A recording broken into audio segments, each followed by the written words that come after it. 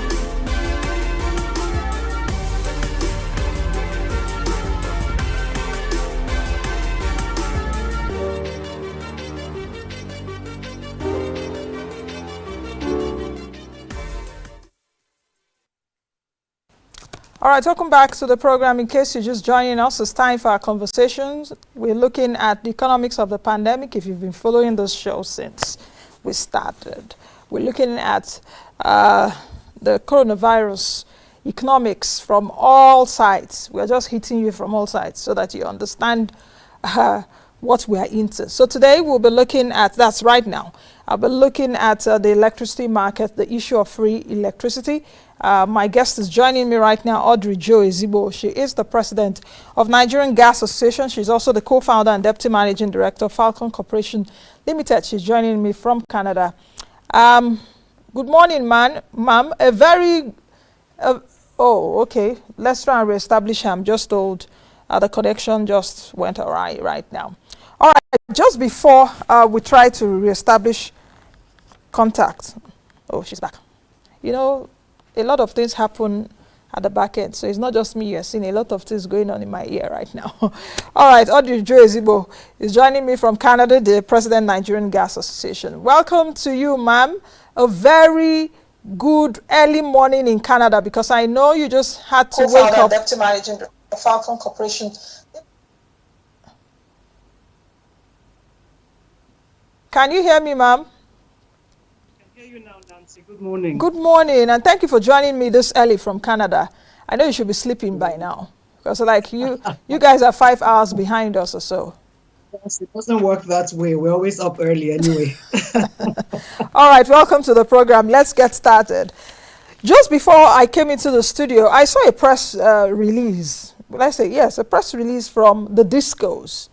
According to Vanguard newspaper, I must say, a statement that the 11 discos have said they will align with the bill before the House of Reps proposing free electricity supply to all Nigerians for 2 months to mitigate the harsh effect of the coronavirus on power consumers. So the discos operating under the aegis of Association of Nigerian Electricity Distributors promise to abide by all measures taken by the federal government and the National Assembly to the hardship occasioned by the dreaded disease on the country.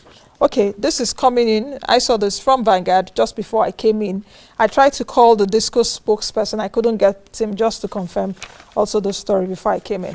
But let me come to you. We've seen at least the federal government has approved about 200 billion naira for power sector to boost the supply of gas to electricity generation companies. Please confirm to me, please, because, you know, we've been hearing a lot of things, you know. So what exactly is it? Okay, thanks, Nancy. So the thing is that I believe there are too many things that are happening at the same time. That's really what the challenge is. Yes, some money has been released, but you remember we're talking about the power sector, and there are issues about legacy debts in the first place. So we have some of the gas supply companies that have not been paid as far back as April last year. Then some of them who have received payments maybe about November, December last year. So that money was actually addressing legacy debts. The conversation about the 2 months free power is still on the table currently. So that's what the issue is, that it is dealing with some legacy debts in the first place. Oh, so it's just legacy debts. What do you mean by legacy debt? That's debts that were owed you before. Let's break it down so that our people can understand. Now, owed credits. Right. Now, the power sector has been grappling with these huge illiquidity issues. There were some debts that were not paid 2015 into 2016. Now, the last payment assurance guarantee, 701 billion, that was instituted by the government, covered the period of 2017 into December 2018. And of course, we know there's this other 600 billion that was also provisioned. Now, that payment did not capture the pre-2017 debts one. And then even the implementation of the 701 had its own issues, so that people were not getting full value for the invoices. Beyond that, now that assurance guarantee, that payment expired, and currently people's invoices are not being paid. So that's what the challenge is. It's about stimulating liquidity and trying to allow the value chain to still work. You know that there are challenges from the disco side about collection, and then that backs up all the way down to the GenCos, back up to the gas supply companies. That's what the challenge is in terms of legacy debts. Now, there were some arrangements agreed on whereby there was supposed to be some portion of the payments that would come out of the collections from the discos and another portion that would come out of the government palliatives. What has happened in recent times has been that it is really more the collections from the discos that has been shared along the value chain and not so much from the government side, so that people are getting 25, maybe 35% of invoice values. So the money that has been paid applies to that past debt, and it's not about this current endeavor to get 2 months free electricity across to Nigerians. So where are we getting all those things mixed up? And Nigerians are expecting that electricity should be a palliative at this time that we're all on a lockdown. If you take a look at Ghana, for example, our closest neighbor, Ghana, the president just, I think before the lockdown or so, announced free electricity for certain categories of consumers. Those that consume, I think, 0 to 50 kilowatts a month, free electricity for them for the next 3 months, I think April, May, and June. And also 50% of electricity bills for consumers in residential areas and those that are engaged in commercial activities, using their March 2020 bill as a benchmark. In Ghana, also free water for them. They've even gone beyond electricity. So the issue of electricity being a palliative in Nigeria, why is our own different right now? And it's topsy-turvy, no, it is not, yes, it is. What exactly is it? Okay, thanks, Nancy. Very interesting question. You see, we want to be careful every time we start to do comparatives and ask ourselves, are we really looking at apples and apples? Every time the Ghana issue comes up, my response is this. Ghana is a country with a little less than 30 million people, barely 15% of Nigeria's population. Ghana is a country where over 79% of the population have access to electricity. Ghana is a country that occupies less than 240 square kilometers as compared to Nigeria's 900 and something. So just when you weigh that, you know we're not discussing the same thing. Secondly, if you remember, coming out of the challenge that Ghana had with rationing electricity from about 2014 into 2016, remember they had made some moves and licensed some IPPs, signed some different types of contracts, in fact, ultimately getting themselves into a situation where they have excess power. And that's the problem they have now. They have about, I think, 2,700 megawatts is their offtake capacity, whereas they are generating about 5,000. So Ghana is dealing with excess power. And that's another problem for the government in itself. But we're not talking about the same thing. This is Nigeria, larger land mass, much greater population, and the infrastructure is a challenge. If we look across the north, for instance, you see that we have a huge problem in terms of distribution of electricity. So it's not a like-for-like comparative. If the government of Ghana is given free power, do they have the same kind of constraints that we have in Nigeria? We are talking in Nigeria of barely 4,000 megawatts. And this is power that is usually channeled to the industrial and commercial sector so that we can keep the economy going. At this point in time, when we're discussing the palliatives, we also have to ask ourselves, is it sustainable? I believe that the last estimation between NBERT and NERC, I think is from somewhere, this is going to cost Nigeria maybe about 100 and something billion if we do it for 2 months. And there is nothing that says that this pandemic will be over in 2 months, unfortunately. So is this sustainable? Now, in the face also of the decimation of our revenues, given what is happening with the global oil prices and, of course, the impact in Nigeria on our own revenues, is this sustainable? Is this the best thing to do?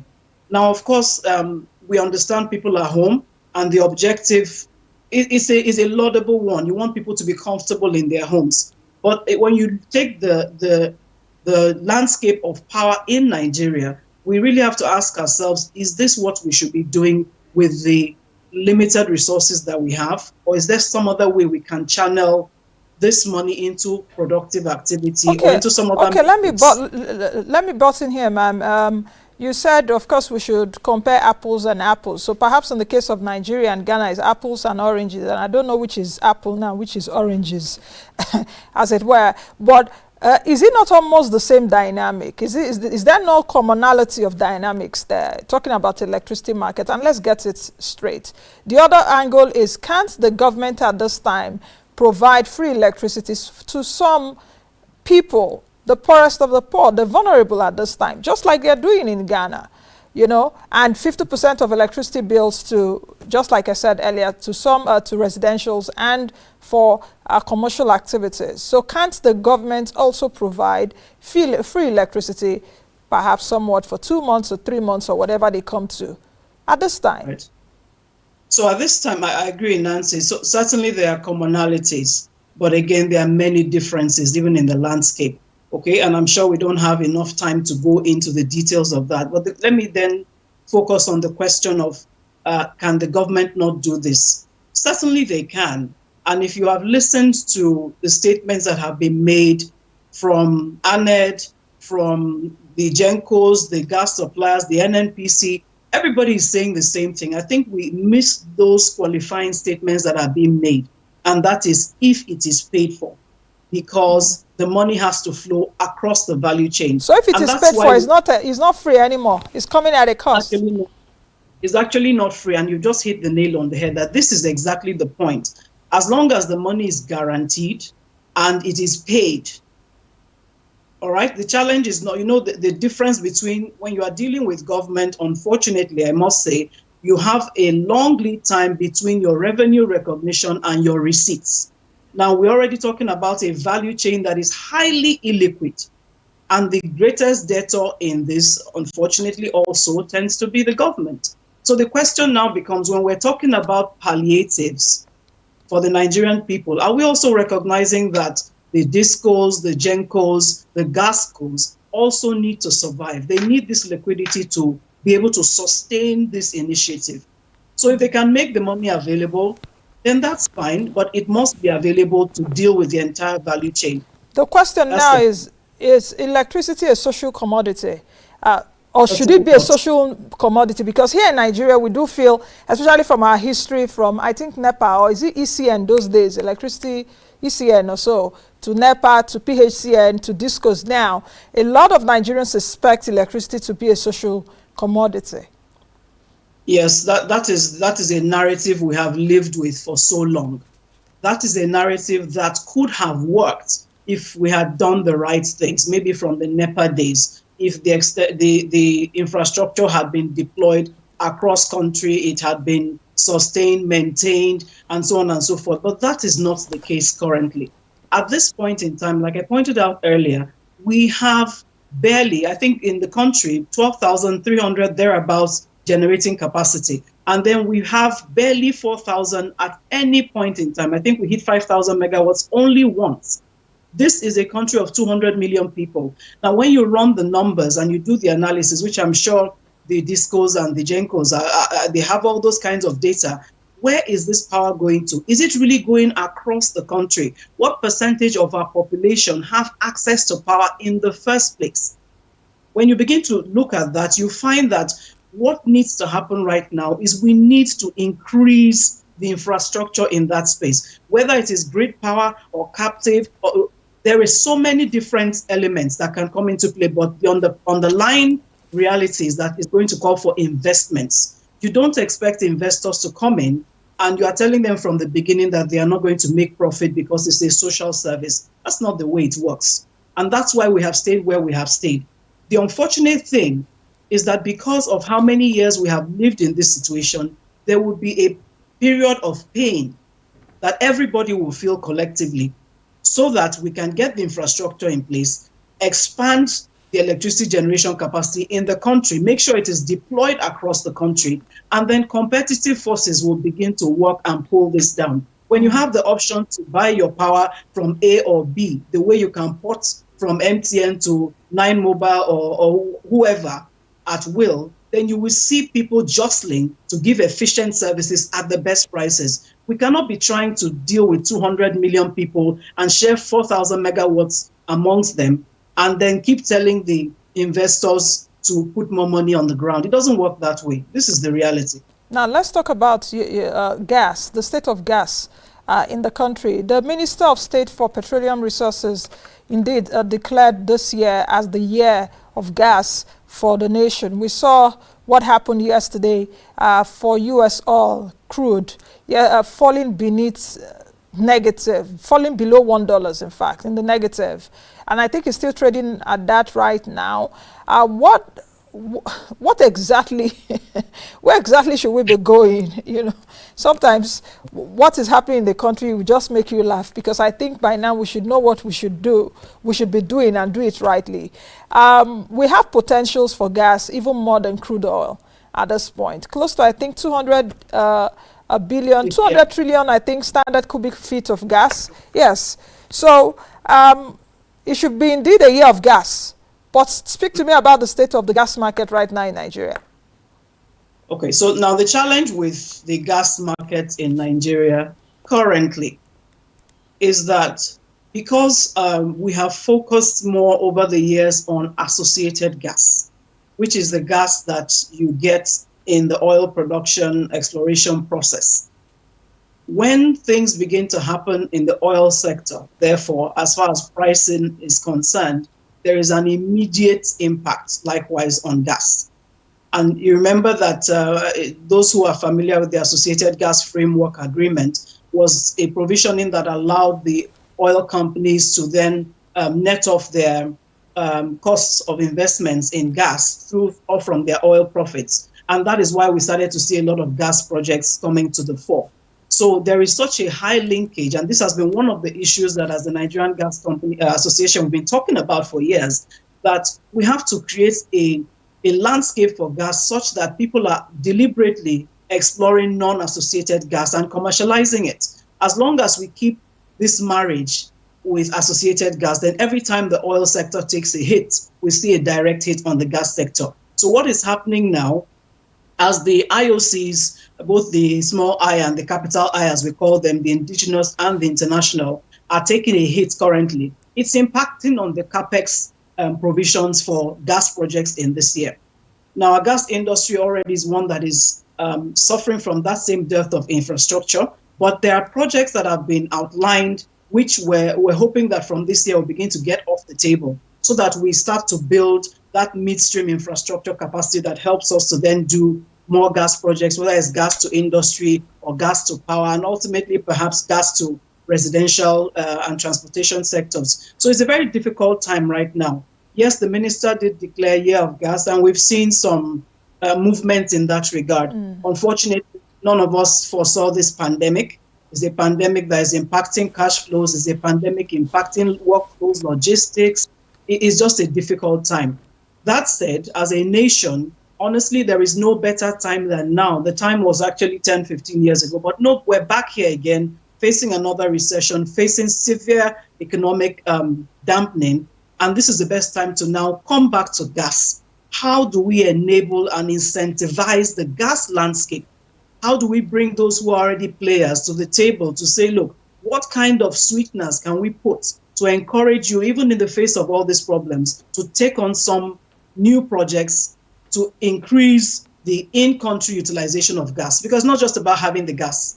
It's what are we doing with it in-country to create value addition, to create a lot of gas-based industries that will employ our people and create export revenues from the products that are processed out of those. So it's an interesting time for Nigeria if we do the right things. Unfortunately, because of the impact on capital flows, both governments and private sector, it's also a very difficult time. And like you said, sometimes when you talk about this, it's really a bit difficult to see that positive side of it, to be bullishly optimistic. Yeah. But we really just can't. And gas is certainly that future for Nigeria. But here's the problem: the future was 10 years ago. So we need to very quickly.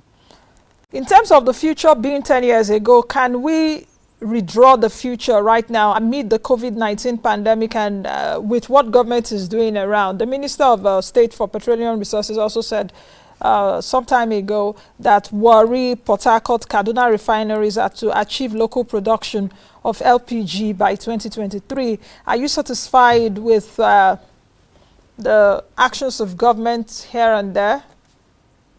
So I really don't want to make this all about government. And I think, unfortunately, sometimes when we have these conversations, it begins to look like that's all it's about. This is the time for increased partnerships between the government and the private sector, because especially it is the private sector that even has the capital to make most of these things happen. So yes, the LPG space is very interesting space for us as a country, because we've not done very much with that. If you look at smaller countries, even in the West African sub-region, you can see that in terms of LPG penetration, Nigeria is not doing very well at all. So it's interesting to hear what we want to do with our refineries, but I think more interesting is, can we enable private refining capacities? We're already seeing Dangote is there. We have, what's their name? I forget, right? We have another smaller refinery that was commissioned last year.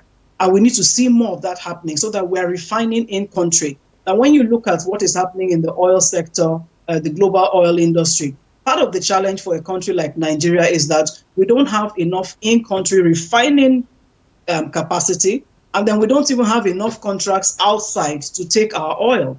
So really, this is a good time for the refinery conversation to be happening.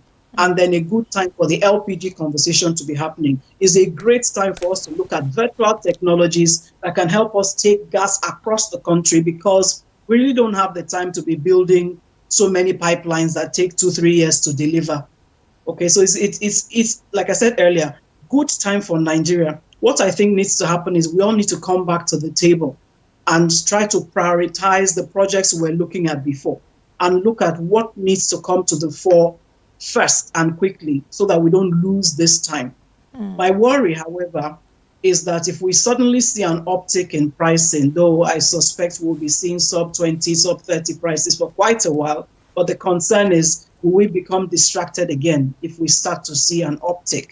And my plea then to both the government and private sector is that we should not take our eyes off gas at this point in time. That's really what Nigeria needs. Gas can enable so many other sectors of the economy, agriculture, any sector you look at. Gas is an enabler as fuel or as feedstock. So how about we get past the rhetorics of many years and actually begin to take action because of the situation we find ourselves in? I think that's a good place to leave this conversation. Hoping to chat with you soon, very, very soon. Thank you very much for your submissions. You've just said it all. I think this is the right time to discuss everything because most of the things in Nigeria are abnormal. So this is the time to discuss everything. But we need that responsibility and responsiveness, as well as being honest to ourselves that things are bad, but we can make it not go worse. That's right. We shouldn't waste this crisis. Thank you very much for speaking to me. So, thank you. Thank you. Yeah. Thank you. All right, I've been Joe Ezigbo, the President, Nigerian Gas Association, as well as the co-founder and deputy managing director of Falcon Corporation Limited. Let's quickly take a break. When we come back, Tokme Fashua will be joining me. I'll be chatting with him as regarding the 27-page document of the paper by the Central Bank of Nigeria, turning COVID-19 tragedy into an opportunity for new Nigeria by Godwin Emefiele, as well as I think my first questions will arise from oil price, where our money is coming from. It is heat. I'll be right back.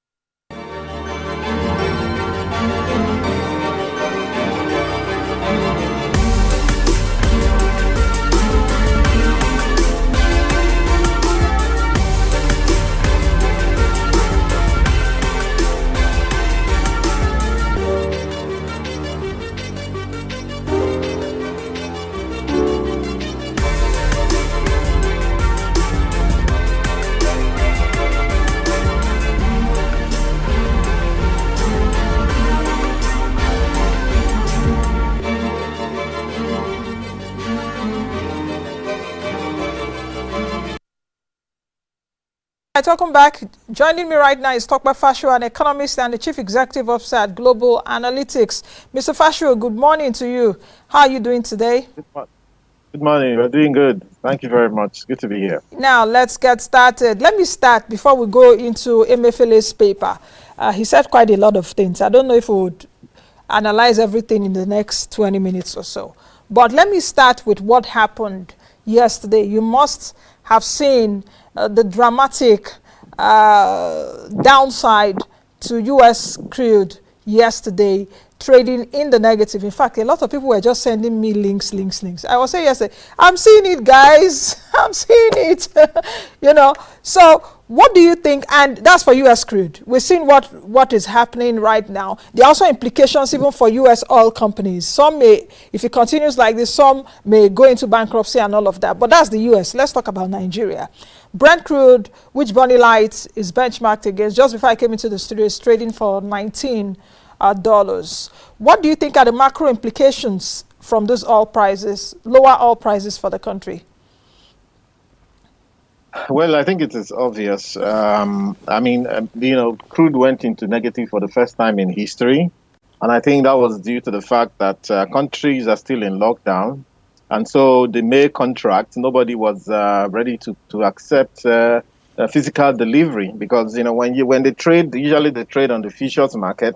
But some of those futures are also deliverable, meaning that somebody has to supply, somebody has to accept. But because countries are still in lockdown, none of them could actually accept. Therefore, traders were looking for whoever would take those things off them, even at a discount. That's why we had that scenario with the WTI West Texas index. However, also that has implication for Brent, and of course that has implication for Nigeria.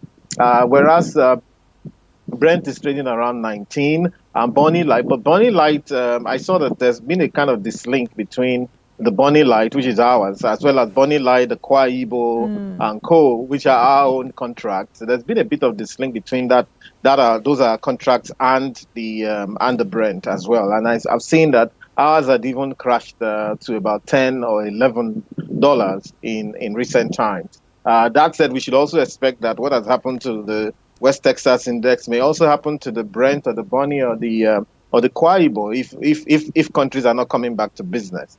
So, I mean, this is cataclysm for a country like ours. It's what we've always said. Of course, winter is here. That's the truth. The winter is here. We have to find out to cope with it. So, invariably, the business of relying on oil, we have been shown in stark relief that it's a very risky business. However, I also believe that oil will certainly rebound because they cut over from non-oil to alternative sources 100%. It's not going to happen overnight this way. It's still going to take a while for that to happen, except the global economy doesn't come back. So that's why I'm in the vanguard of some of those pushing for the need for businesses to return. Because if businesses don't return as a result of coronavirus, I think we just need to find how to manage coronavirus. Perhaps it's going to be with us for a while longer, just like polio has been with us since 1894. So it may be something we need to manage year in, year out. The model, the strategy of expecting that all of a sudden 7 billion people will be vaccinated and corona will disappear from the world, I think is a bit utopian. I think is a bit unachievable. Equally, the Spanish flu, the common flu, all of those things are still with us today. So essentially speaking, that's the scenario right now. It has tremendous negative implications for Nigeria. If we haven't got the memo, I think by now we should actually get the memo. Okay, that's good that you said it. For us to get the memo, I think they've gotten the memo. But what to do with the memo is the other issue. Yes, everybody has gotten the memo. It's how to reply the memo now. And what is inside the memo that counts. You understand what I'm saying? Just like my last guest said, that hoping that we will not be distracted when oil price magically returns to 50, 60 US dollars, then we'll do business as usual. We start going to our Owambe and start partying again. But this time is a time for us to think. How long do you think this will last? To what extent? Well, it depends. Okay, luckily speaking, a number of the economies in Europe, trying to come back. Some of the states in the U.S., Florida, Hawaii, some of them are trying to really come back, and find a way where they can manage the coronavirus so that it doesn't spread too badly and so on. Ghana reopened yesterday, Monday, at least for most of their businesses, the small businesses and so on. And I think that's the kind of thinking that countries have to have. For as long as that doesn't happen, this is going to remain down. Well, what part of the rhetoric I've seen so far is that economies should be locked down until November. I think that's going to be really devastating. So, but luckily, I don't think that's going to work. So maybe by mid-May to early June, many of the economies will come back. And I also believe that Nigerian economy should come back as quickly as possible. Because again, I mean, here we are, we're being buffeted on several fronts. Crude oil is doing almost zero. It doesn't make sense for companies to produce in Nigeria anymore. We still have to import refined fuel for our petrol and diesel and all of that. Nobody is collecting any money. Nobody is collecting any revenue for the Nigerian government, FAAN, MPA. All of those guys are sleeping right now. FRS, all of those guys are sleeping. So the earlier economies come back, the better for us. That's the length of time we're going to have to reply this memo. However, I don't think if I've been on your show of late, but some of my ideas have been a bit radical on this from day one. I believe that, look, we shouldn't let the crisis waste. I wrote an article in Premium Times and Daily Trust and all of that on that this crisis must not go to waste. Now, I'm not sure Nigerian people are ready to hold Nigerian governments and subsequent ones responsible in a way that we should. I think we may still have a scenario where those who are closest to the revenue simply just divert the revenue and sort themselves out, as it's always been. But by every means, things have to change going forward. And now I must also say that, contrary to some other ideologies, I think we could see very clearly that that economic diversification is actually very intricately linked with economic self-sufficiency. All right. So, for example, now, why do we have to continue importing fuel? Because we don't have refineries. So why don't we have refineries? Because we've never quite thought about a day like this where, even to buy refined fuel now will be a big problem because nobody is selling. Global logistics has, basically screwed up. Ships aren't moving and all of that. So it's going to be a major, major crisis if we're not careful. But so we have seen it now that economic diversification is about self-sufficiency as much as possible. You need to be try to be self-sufficient to a certain extent before you start to play the globalization game. But we left that and we thought that we were globalized. All of a sudden now we've been exposed, on both ends, in the things we sell, in the things we even need to buy. We can't even get both. Okay. So let me bring you in here. Let me bring in what the central bank governor, the paper he authored, 27-page document. And I'm taking from page 6, where he said, what if these restrictions become the new normal? What if the COVID-19 pandemic continues in a second wave or another pandemic, which I think the WHO, I think I was listening yesterday, said that this thing will remain with us for much longer. He did also say, what if we cannot seek medical care outside? And outside Nigeria must rely on local hospitals and medical professionals here. He did raise a lot of salient questions. If Sarah, for example, did say that Indonesia earned $12.6 billion from its oil and gas sector, but $18.4 billion from palm oil, crude palm oil, the same palm oil I always analyze here, that sells for, I think, over $2,300 a metric ton. So what do you think? With Emefiele being part of governments too? No, he's not. He's saying the right things, actually. Okay, but these are things that we ought to have known. And by all means, all of those things are true.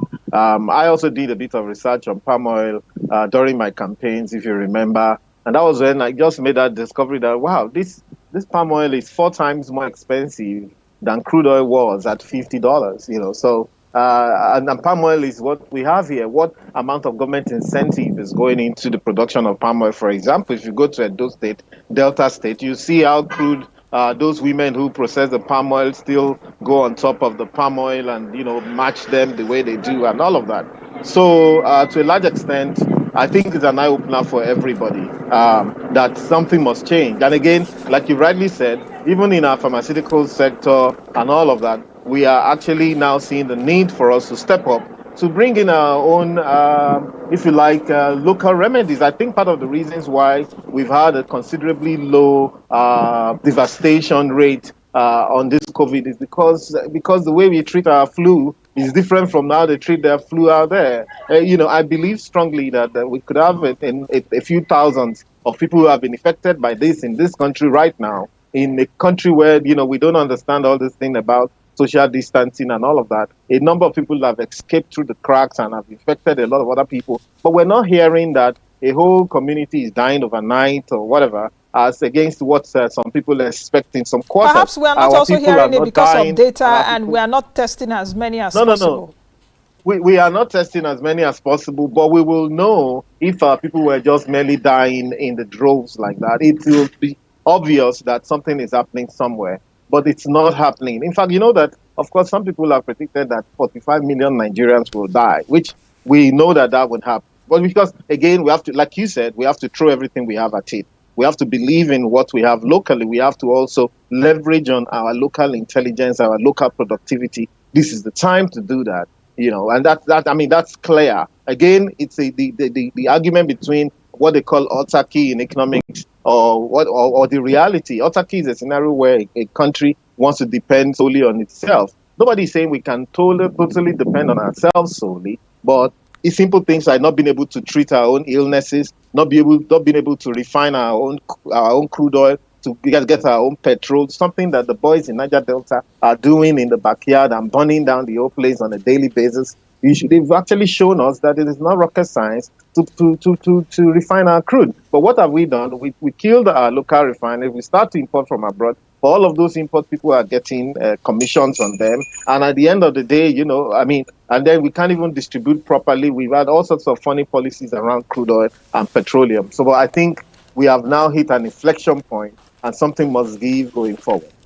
Now, in the midst of all of this, because just like I said earlier, it's a 27-page paper by Godwin Emefiele, the central bank governor. He raised a lot of issues here: medium-term policies, 0 to 3 months, those we need to do in 12 months, and those we need to do on the long term. But I want to just take a few, because we just have a few minutes to 12.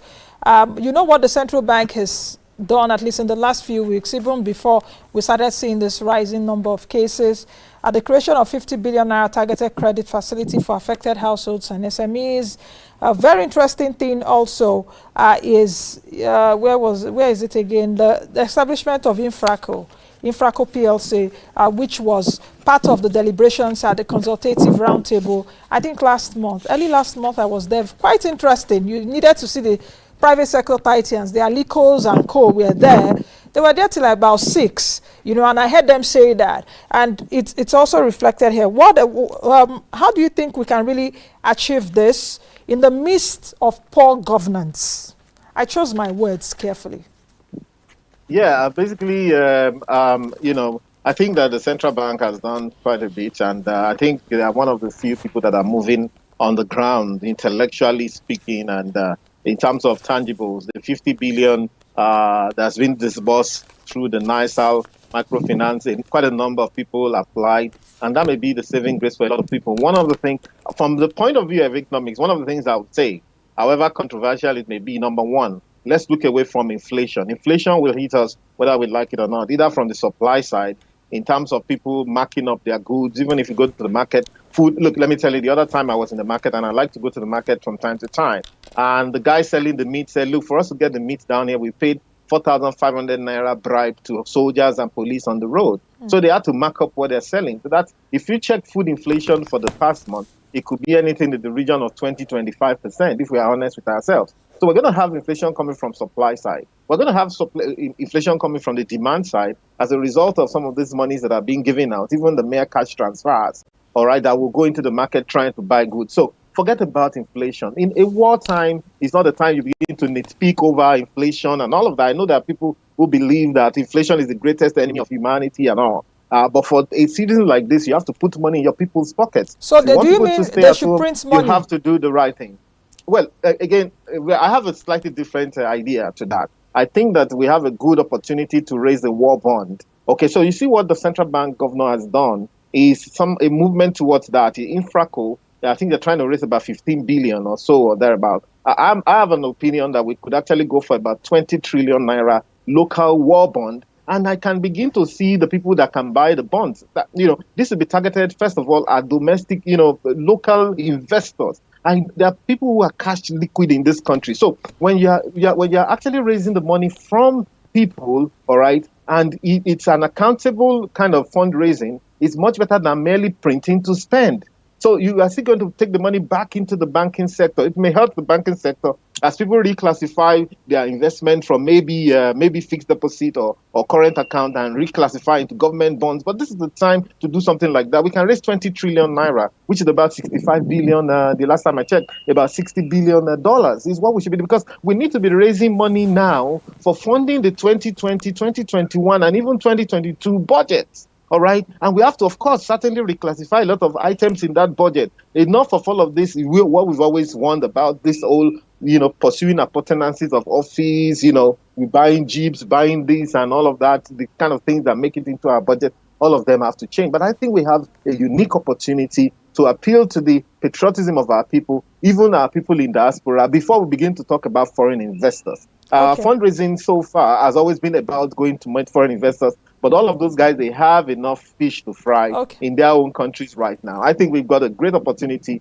to do something big. I want the central bank and all the other people around them to think big. This is an opportunity for us. This crisis must not go to waste. I think we'll leave it at that. So many issues to talk about, and I'll continue to speak to you in days to come, because here on the program, it's about looking at how this will pan out. As all of us are staying at home too, there's also a stay-at-home economy, which I will need to look at in days to come. But Dr. Fashua, thank you for speaking with me this morning. Thank you. You're welcome. Salute you too. Here. All right. I want you to give me some more time the next time. All right. Let's talk a lot about what the future holds for us. Talkwell, we'll do just that. We'll do just that. I had to talk about a lot of, I'm carrying a lot of issues on my head right now, so I need to apportion time, I know. Yes, to all of them. Yeah. All right, thank you very much. Thanks. I've been speaking with Talkwell Fashua, the Chief Executive Officer of Global Analytics. We've been looking at the economics of the pandemic. I'll soon be handing you over to the news studio.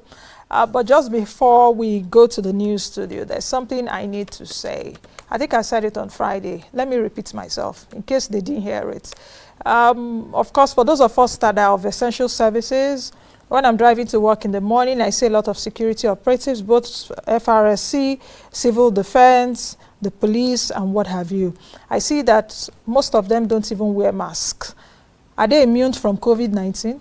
Or there's an antibody in their system that will not make them contract it? The government, as well as those responsible for our security operatives on the road, should also put their health in front by providing things for them, what they need to do to protect themselves, as well as, is any hazard allowance paid to them? I don't think so, because I've interacted with a few of them. Nothing. They will just stand there from morning to night. Nothing is happening. So the IG of police, please do something about that. I know you're also constrained. Police is constrained, I know.